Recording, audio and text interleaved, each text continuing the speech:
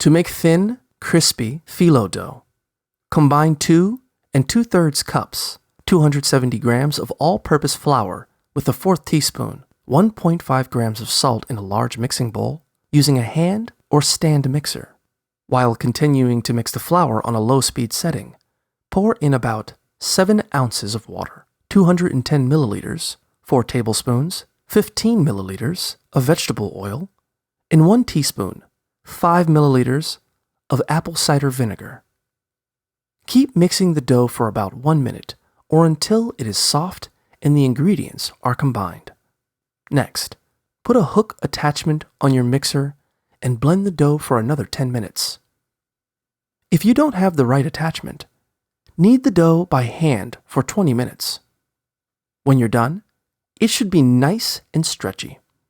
Grab the dough with your hands and knead it for 1 to 2 more minutes and throw it down on the counter a few times to help push out trapped air.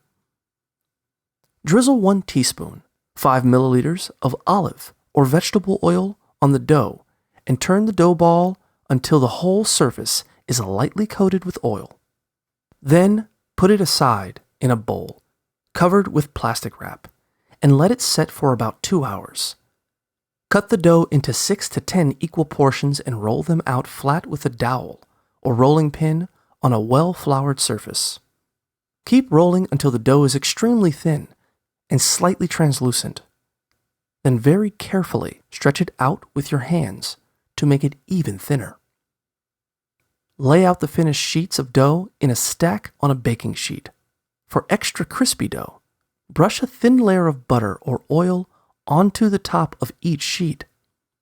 Store your dough in the freezer or use it right away to make your favorite pastry.